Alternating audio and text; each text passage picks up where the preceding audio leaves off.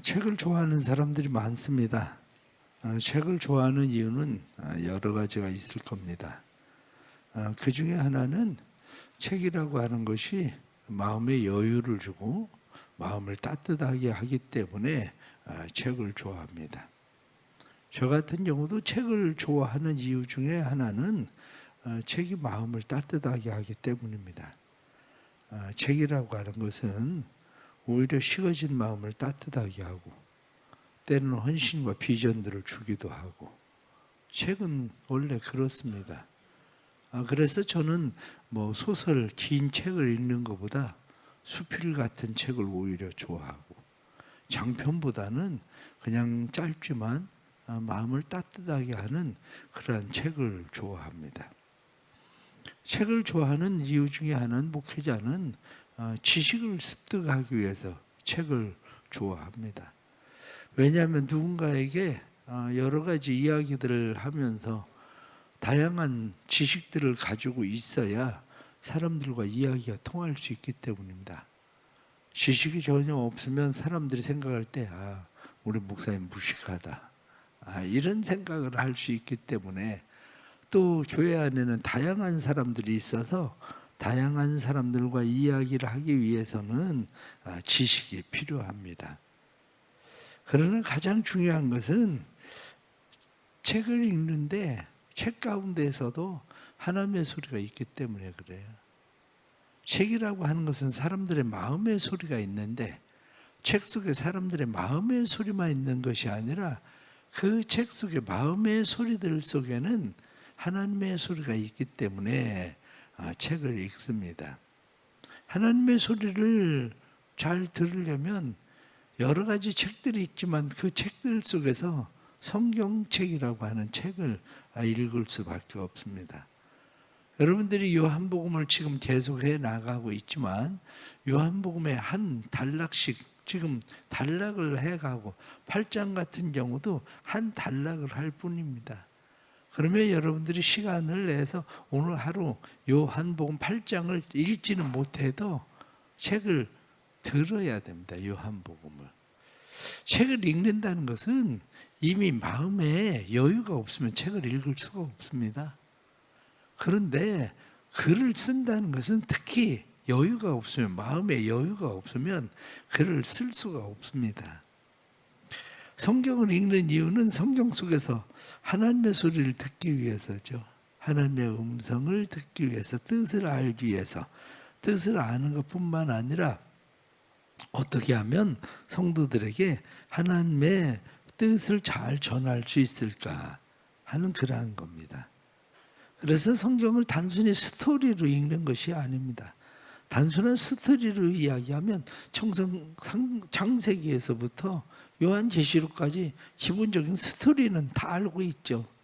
그런데 성경을 스토리로 읽는 게 아니라 성경 속에서 하나님의 음성을 듣기 위해서 성경을 읽는 거죠. 오늘 성경 본문에 나타난 말씀은 아주 특이한 말씀입니다. 우리가 잘 알고 있는 대로 예수님께서 성전에서 돌아오셔서 사람들에게 말씀을 가르치고 있는데 서기관과 바리새인들이 한 여인을 데리고 왔습니다. 그 여인을 데리고 와서 이야기하기를 이 여자가 간음하다가 현장에서 잡혔습니다. 이 여자를 어떻게 하면 좋겠습니까? 하고 이야기를 합니다. 그런데 그것을 6절 말씀에는 그들이 이렇게 말하면 고발할 조건을 얻고자 하여 이렇게 고발할 조건을 가지고 예수님에게 왔습니다. 7절 말씀에 보니까 그들이 묻기를 맞이 아니하는지라, 묻기를 맞이 아니했다. 에피메노 그렇게 되어 있습니다. 묻기를 맞이 아니했다. 에피메노라는 것은 머무르다 그런 얘기가 남아있다. 머무르고 그 사람들이 예수님에게 질문을 던지고 질문한 사람들이 지금 기다리고 있는 거죠. 머무르고 있는 그들이 묻기를 맞이하는지라. 다시 묻는 것에 대해서 그 사람들은 물어보고 나서 지금 기다리고 있는 겁니다. 예수님이 뭐라고 대답을 하실까? 그런데 예수님께서 대답하시기 전에 한 행동을 6절 말씀에 예수께서 몸을 굽히사 손가락으로 땅에 쓰시니, 손가락으로 땅에 뭐라고 예수님께서 꾸적거리면서 글을 쓰고 계셨다는 거죠. 예수님께서. 그런데 뒤에 나타난 8절 말씀을 보면 다시 몸을 굽혀 손가락으로 땅에 쓰시니, 예수님께서 다시 손가락으로 땅에 무엇인지 잘 알지는 못하지만 그것을 쓰고 있었죠. 그런데 다른 사람들은 멀리 있으니까 예수님께서 뭐라고 글씨를 쓰고 있는지는 잘 모르지만 아마 가까이에 있는 사람들은 예수님이 쓰고 있는 글씨를 알아보던 사람들도 있었을 겁니다. 과연 예수님이 무슨 글씨를 쓰셨을까? 그 내용에 대해서는 궁금할 수는 있습니다. 내용에 대해서 예수님께서 무슨 글씨를 쓰셨는지 궁금하긴 하지만 성경이 예수님께서 무엇라고 쓰셨다 이렇게 이야기하지는 않습니다. 다만 너희 중에 죄 없는 자가 먼저 돌로 치라. 예수님께서 그 말씀 한마디만 예수님께서 하시고 계속 땅에 글을 쓰고 계셨다고 성경이 말씀하고 있는 거죠.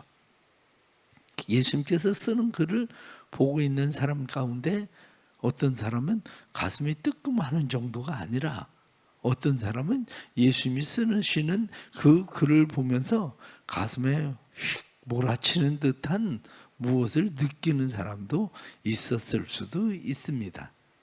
그러나 중요한 것은 예수님께서 글을 쓰고 계셨다는 그 이야기 자체가 뭐냐면 예수님의 마음엔 쉼표를 찍고 있었던 거죠. 예수님께서 쓰시는 그 글은 살리는 글을 예수님께서 쓰고 계셨다. 그런 이야기입니다. 원래 글이라고 하는 것은 힘이 있습니다.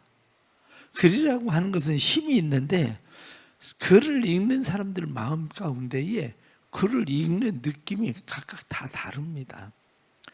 바람이 분다. 가슴 시린 차갑고 매서운 바람이 분다. 아니면 바람이 분다. 얼었던 마음을 녹이는 따스한 바람이 분다.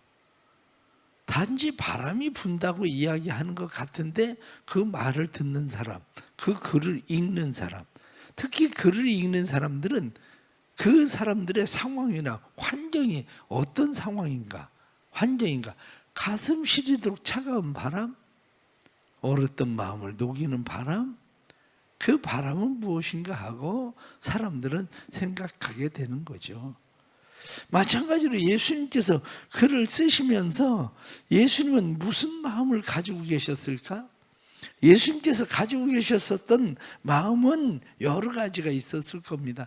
그런데 예수님은 글을 쓰시면서 사람들이 돌을 던지려고 돌을 들고 와서 소리를 지릅니다. 사람들이 이 여자를 어떻게 할까요? 율법에는 돌로 치라고 돼 있는데 이 여자를 어떻게 할까요?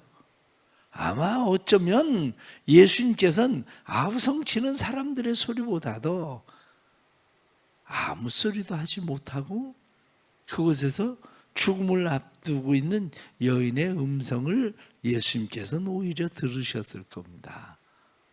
예수님께서 그 여인의 음성을 들었을 때에 예수님의 마음은 어떻겠습니까? 그래, 내가 행복하고 싶어서 그랬구나. 네가 그런 일을 저지른 것은 너도 행복하고 싶어서 그렇게 했구나. 나도 내가 행복하면 좋겠다. 그런데 그런 죄를 가지고는 행복해질 수 없어. 나도 너를 정죄하지 않는다. 네가 진짜 행복하려면 다시는 죄를 짓지 마라. 그런 죄를 가지고는 행복할 수가 없어. 사람들에게 예수님께서 던지고 싶은 이야기는 무슨 이야기겠습니까? 너희들은 이 사람들에게, 이 여인에게 왜 돌을 던지고 싶은 거니? 그거죠. 너희들은 이 여인에게 왜 돌을 던지고 싶은 거니? 그렇습니다. 사람들은 여인에게 돌을 던지고 싶습니다. 여인에게 돌을 던지고 싶은 그 사람들에게 예수님께서는 침묵을 지키십니다.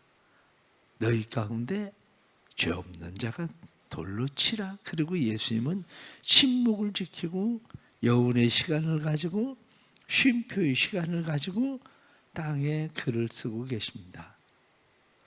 예수님은 그 사람들의 마음 가운데에, 자신의 마음 가운데에 죄 없는 자가 돌로 치라 이렇게 말씀하시고, 내 안에 죄가 있는지 죄가 없는지 그것을 살필 수 있는 여운, 쉼표, 그것을 예수님께서는 그들에게 주고 있었던 거죠. 만일 마음이 급한 사람은 내가 이런 말을 했다가 사람들이 갑자기 돌로 여인을 치기 시작하면 어떻게 해야 되나? 내가 몸으로 막아야 되나? 그럼 내가 말 잘못했나? 그 생각을 할 수도 있겠죠. 그러나 예수님은 그렇지 않았습니다. 예수님께서는 그들의 마음 가운데에 너희들의 마음에 분노가 가득 찼구나. 너희들의 마음이 차갑게 얼어붙었구나. 너희들의 마음도 행복해지면 좋겠다. 너희들이 든 손, 그 손의 돌을 내려놓으면 너희도 행복해질 거야.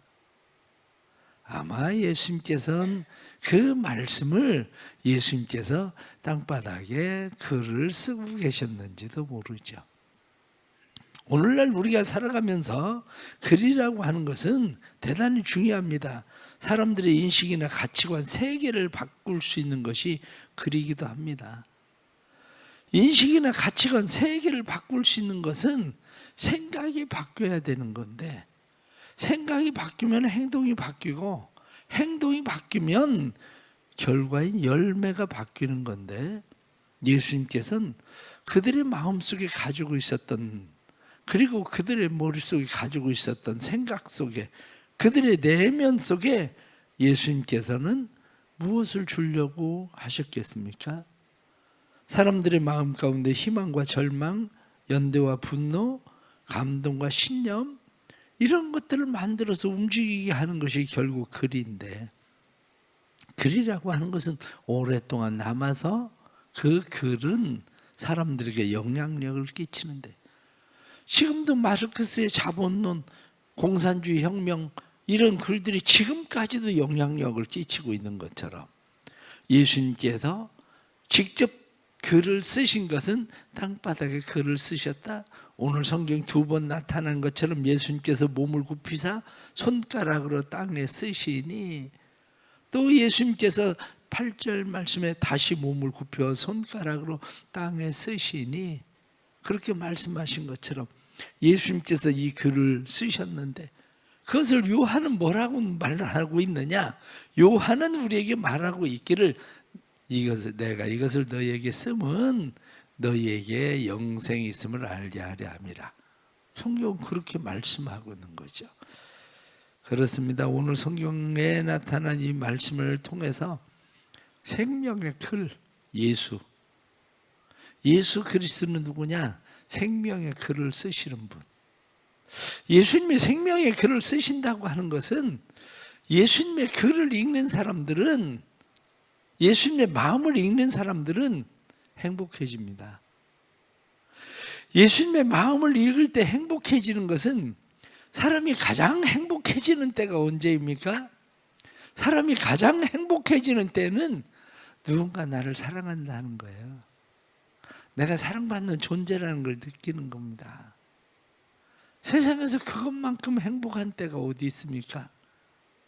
그런데 성경은 우리에게 분명히 말씀합니다. 하나님이 세상을 이처럼 사랑하사 독생자를 주셨으니, 하나님이 우리를 사랑하셔서 그 아들 독생자를 주셨다. 바로 그거죠. 예수님이 우리를 사랑하셔서 예수님이 자기를 십자가에 내어 주셨다. 그게 바로 성경이거든요. 하나님이 우리를 사랑하시고 예수님께서 우리를 사랑하신다. 난 너를 사랑해 라고 말씀하시는 그 말씀 이상으로 우리를 행복하게 하는 게 어디 있습니까? 그런데 중요한 것은 글은 글로 읽는 게 아니라는 거죠. 글은 글로 읽는 게 아니라 글은 마음으로 읽어야, 글은 글을 읽는 게 아니라 글은 상대방의 그 글을 쓴 사람의 마음을 읽어야 행복해지는 거야. 하나님의 마음을 읽어야, 예수님의 마음을 읽어야 행복해지는 거지. 여러분들 지나가다가 사랑해라고 써있는 글씨들, 심지어는 예전에 껌을 받으면 껌 표지에 사랑해라고 써있잖아요. 그 써있는 그 자체가 뭐 무슨 우리에게 감동을 주겠습니까? 때로는. 그런데 그 사람의 마음을 읽을 때에 그 속에 감동이 있는 거죠. 그 마음을 읽을 때에 행복해지는 거죠. 사랑하는 성도 여러분, 성경을 읽을 때에 하나님의 마음을 읽을 수 있기를 축복합니다. 성경을 읽을 때 단순히 글로 읽는 게 아니라 성경 속에서 난 너를 사랑한다, 우리를 사랑한다고 말씀하시는, 사랑해라고 말씀하시는 하나님의 음성을, 우리를 위해서 자신을 십자가에 내어주시고 우리를 사랑한다고 말씀하시는 예수 그리스도의 마음을 읽을 수 있는 성도들이 되기를 축복합니다. 뿐만 아니라 성경을 읽으면 마음이 풍요로워집니다. 마음이 행복해진다는 거, 그것은 사람들이 자기 마음에 있는 돌들을 내려놓을 때 행복해지는 거예요. 아, 사랑해야 되는구나. 내 안에 사랑이 들어오니까 행복하니까 돌을 내려놓는데, 문제는 왜 사람들이 다시 돌을 집어듭니까? 돌을 다시 집어드는 이유는 풍요로움을 느끼지 않아서 그래요. 풍요로움을 느끼는 사람들은 다시 돌을 집어들 필요가 없습니다. 알코올 중독자나 도박 중독자나 중독에 빠진 사람들이 중독을 벗어나지 못하는 이유가 어디 있습니까? 잠깐 술은 끊습니다. 잠깐 도박도 끊습니다. 잠깐 중독을 벗어나는 것 같습니다. 그런데 왜 그들은 중독을 벗어난 것 같은데 왜 또 다시 시작을 할까요? 풍요롭지 않아서 그래요. 풍요로움이 생겨야 되는데, 아, 그 별거 아니구나. 그리고 과감하게 그것을 버릴 수 있을 만큼의 풍요로움이 내 안에 있으면 중독으로부터 완전히 벗어나는데 그것이 없어서 그래요. 우리의 삶도 마찬가지입니다. 우리가 예수를 믿으면서 왜 사람들의 마음은 풍요롭지 못할까요? 예수를 믿으면서 사람들의 마음이 풍요롭지 못한 것은 성경을 읽으면서 성경 속에 풍요롭게 만드시는 하나님의 은혜를 지속적으로 누리지 못해서 그렇습니다. 때로는 자녀들에게 공부해라 이야기를 합니다. 공부하라고 이야기하는 거 여러분들이 아마 거의 다 해보셔서 알 겁니다. 공부해라 그런다고 해서 애들이 공부하나요? 잠깐 잔소리 할 때는 공부하지. 잔소리를 할 때는 공부하지만, 그러나 잔소리가 멈추는 순간 공부도 멈춰요. 교인들에게 제가 뭐 요즘은 새벽 예배 나와라, 뭐 기도해라, 뭐 해라, 그거 왜 그렇게 안 하나? 제가 해보니까 그래요. 그거 해서 사람들이 열심히 나오는 것 같아도 그 다음 날이면 끝나요. 특세 끝나면 끝나고, 그게 애들 공부하기 싫은 애들 공부한다고 공부 잘하는 거 결코 아닌 것처럼 그들의 마음이 풍요로워지지 않고는 공부해라 그렇게 이야기하는 것은 공부에 애들이 공부를 통한 풍요로움을 느끼기 시작할 때야 공부하는 건데, 거기까지 가지 못하고는요 평생 얘기해도 소용없어요. 저는 신앙생활도 그렇게 생각합니다. 교인들은 막 달달 볶아도 볶일 뿐이지 풍요로움이 없는 삶에 누가 기도를 하겠습니까? 예수로 풍요로워져야 기도하는 거지, 예수로 풍요로워져야 성경 말씀이 좋아지는 거지, 그렇지 않고는 뭐 여러분들 생각을 해보세요. 성경 통독한다고 그래서 성경 통독한 사람들 결과가 뭐예요? 전에 제가 누군가를 만나서 그 사람하고 한참 동안 얘기를 해보면서 느낀 게 있어요. 그 사람을 만나서 느낀 게 뭐냐면 성경을 많이 읽었어요. 천독을 이상을 했다고 그러더라고. 그런데 그 사람을 얘기를 하면서 느낀 게 성경을 천독을 해도 풍요로움이 없구나. 그냥 눈으로 성경은 천독을 했는지 모르겠는데 풍요로움이 없구나. 그리고 요즘 뭐 막 간증 뭐 누가 나오는데 성경 만독했다고 뭐 막 나오고 별로 마음에 가지 않습니다. 만독을 했을 때 글쎄 뭐가 얼마나 달라졌는지 내 간증 들어보지도 않았지만 제가 왜 이런 얘기를 하느냐, 성경이 여러분들의 삶을 풍요롭게 만들지 못하면 성경을 읽는 의미가 없어요. 성경을 읽을 때에 너희가 내 안에 내가 너희 안에 있으면 과실을 많이 맺나니, 성경이 말씀한 것처럼 성경을 읽을 때 내가 예수 안에 예수님이 내 안에 그게 생겨야 풍요로워지지, 그게 생기지 않고는 성경을 눈으로 아무리 많이 읽는다고 해서 풍요로워지지 않습니다. 내 안에 열매가 생기지 않아요. 하나님의 말씀을 읽을 때에 주님이 내 안에 내가 주님 안에 있는 풍요로움이 생기길 축복합니다. 그래야 삶은 말씀이 우리의 삶에 계속 지속적으로 말씀의 풍요로움을 느낄 수 있는 거죠. 우리 성도들 안에 그러한 은혜가 있기를 축복합니다. 가장 중요한 것은 생명입니다. 마음에 생명을 주는 글, 성경. 성경 말씀은 우리의 마음에 생명을 주는 놀라운 말씀입니다. 성경을 왜 읽냐? 이렇게 이야기할 때에 성경을 읽는 것은 이것이 너희에게 영생이 있음을 알게 하려 함이라.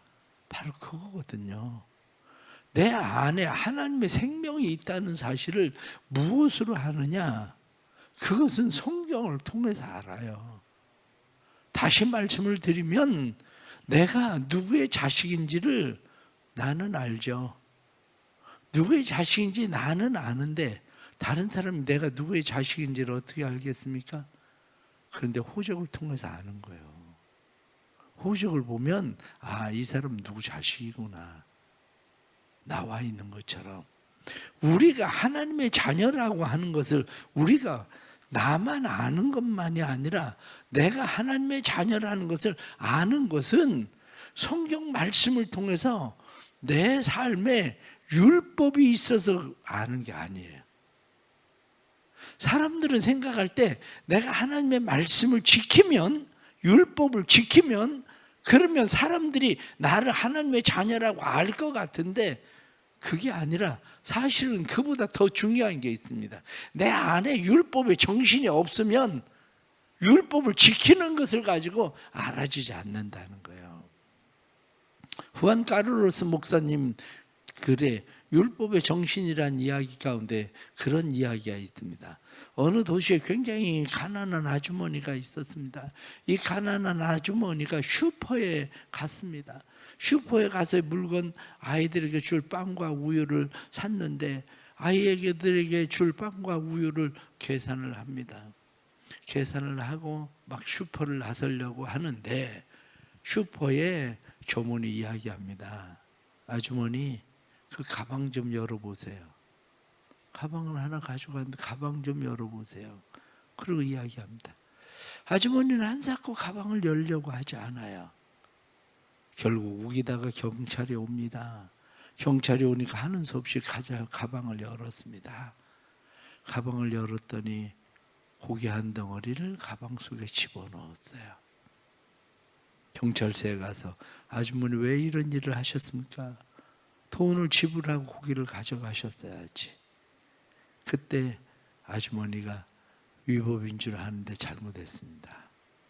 결국에는 재판을 받게 됩니다. 재판관이 묻습니다. 왜 고기를 훔치셨나요? 아주머니가 이야기할 재판관님 잘못했습니다. 실은 제가 남편에게 버림을 받았습니다. 그런데 집도 없이 아이들 5명을 키우고 있는데 아이들에게 기름진 음식을 먹여본 적이 언제인지도 모르겠습니다. 그런데 슈퍼에서 고기를 보는 순간 아이들에게 기름진 고기를 한번 먹이고 싶다는 생각이 들어서 그만 고기를 제 가방 속에 집어넣었습니다. 죄송합니다. 그 이야기를 듣고 재판관이 잠깐 생각을 합니다. 그러더니 재판관이 판결을 내립니다. 정부는 이 아주머니를 감옥에 보내는 대신 가족이 살기에 적당한 집을 제공하고 연금을 지급하라. 그리고 판결을 내려버립니다. 그렇습니다. 재판관이 보는 관점과 그리고 또한 슈퍼 주인이나 경찰관이 보는 관점이 달랐어요. 재판관은 분명히 법을 집행하는 그런 사람임에도 불구하고 재판관은 법의 정신을 법 조문보다 중요하게 여겼다. 그런 이야기가 나와요. 그리스도인들이 세상을 살아가면서 중요한 것은 율법의 정신이 우리 안에 있는 거예요. 성경을 읽을 때에 법적으로는 돌을 들어서 저 여자에게 돌로 쳐야 맞는 거죠. 그게 법이에요. 율법, 내 안에 율법이 살아있으면 돌을 들어서 그 여인에게 돌을 던지는 게 내가 맞는 일이지만 율법의 정신은 당신도 행복하고 싶었군요. 그런데 그것으로 행복해질 수 있는 건 아니에요. 예수님이 말씀하시고 싶은 게 바로 그거예요. 너도 행복하고 싶었구나. 그런데 그것으로 행복해질 수 있는 것은 아니야. 그렇습니다. 우리가 성경을 읽을 때에 성경 속에서 우리는 무엇을 얻습니까? 행복해지고 싶은 사람들이 진짜 행복해지는 것은 영원한 생명 되시는 예수 그리스도를 소유할 때 행복해지는 거지, 세상에 있는 것들로 행복해지지 않는다는 사실이에요. 우리 사랑하는 성도들 안에 이 하나님의 은혜가 있길 바랍니다. 성경을 읽을 때 성경을 통해서 성경 속에서 우리가 하나님의 음성을 듣고 하나님께서 난 널 사랑한다, 나는 너를 사랑한다 하시는 말씀, 너희가 풍요로운 삶을 살기 원하니? 그러면 내가 너희 안에, 너희가 내 안에 있으면 너희의 삶은 풍요로워질 거야. 네가 내 자녀인 것을, 너희 속에 영생이 있음을 아는 것은 너희가 율법을 행하는 것이 아니라 율법의 정신, 사랑으로 사는 거야 하고 말씀하시는 주님의 음성을 듣는 은혜가 있기를 축복합니다. 기도하겠습니다. 하나님 아버지 감사합니다. 또 새벽에 우리를 불러주셔서 감사합니다. 사랑하는 성도들의 삶에 행복해지기를 원합니다. 그러나 진정한 행복이 어디에 있는지를 잘 알지 못합니다. 세상의 것들을 가지고 행복해지기를 원합니다. 그러나 세상의 것들을 가지고 행복해질 수 없다는 것을 우리는 너무 잘 압니다. 예수님께서 가는 마다 현장에서 잡힌 여인에게 너도 행복하고 싶었구나. 그러나 그것을 가지고는 행복해질 수가 없어. 죄를 가지고는 행복해질 수가 없어. 나도 너를 정죄하지 아니한다.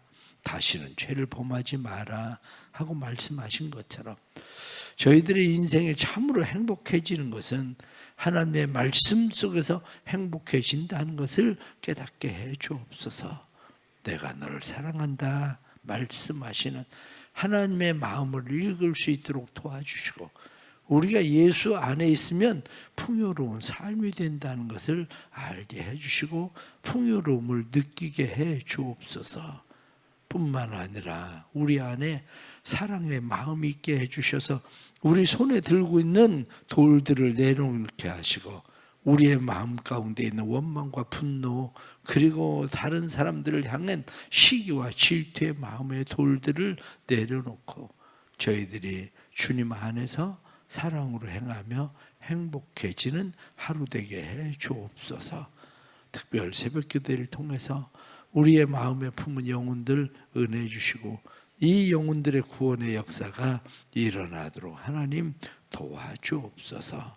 새벽에 주께 나와서 감사하며 귀한 예물을 드리고 1000번째 예물을 드립니다. 믿음으로 행하는 사랑하는 성도들이 예수 안에서 행복해지게 해 주옵소서. 예수 안에서 풍성한 삶을 누리게 해 주옵소서. 예수 안에 사랑이 흘러 넘치게 해 주셔서 마음속의 모든 돌들이 내려놔지게 해 주시고 주님 안에 생명을 누리는 삶의 역사가 있게 해 주옵소서. 오이코스들이 죽게 돌아오게 하시고 주님의 생명을 누리게 하시는 역사 있게 해 주옵소서. 예수님의 이름 받들어 기도드리옵나이다. 아멘.